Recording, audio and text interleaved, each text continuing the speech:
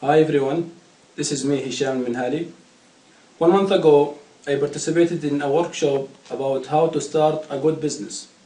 And during this workshop, we discussed many principles and techniques that help oneself to improve his life in whatever endeavor he undertakes. I am going to discuss with you one technique that I liked, and it involves time management, resource management, and even skills management. This technique is called Pareto principles. In 1906, Alfredo Pareto observed that 80% of the Italy lands were owned by 20% of Italian people.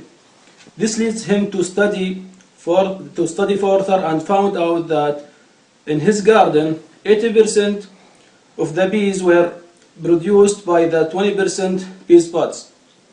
Then he concluded that and developed 80-20 rule, which later on named after him as the Pareto principle. This principle states for many events, almost 80% of the results were caused by 20% of the process or causes. Pareto carried out a survey in different countries and found out his theory was true. The 1992 UN Development Program report showed that the distribution of the world's income to be unfair because only 20% of the world population controls the world's income of 82.7%. It's amazing to know that in business, 80% of profits come from 20% of the customers. 80% of the complaints come from the 20% of the customers. Also, 80% of the profits comes from 20% of the time used.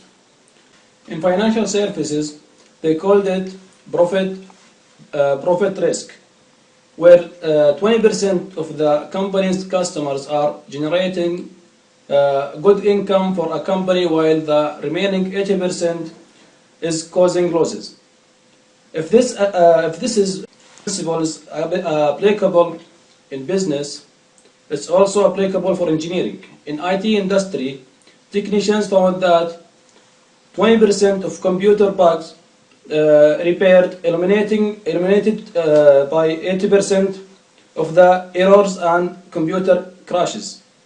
This means that the Pareto principle is also applicable in engineering, such as time management in doing something. As an engineer can focus his priorities on the 20% of his project and schedules that produces the 80% of his objectives. The value of Pareto principles for an engineer or a company managers is that it reminds us to focus on 20% that helps. Of the things we schedule during the day, only 20% is really important. This 20% produces 80% of the results. We need to identify and focus on these 20%. Helping the good to become better is to use our time wisely. Focus 80% of your time and energy. Focus on 80% of your time and energy on the 20% only. It's important. Don't just work smart. Work smart on the right things. Thank you very much.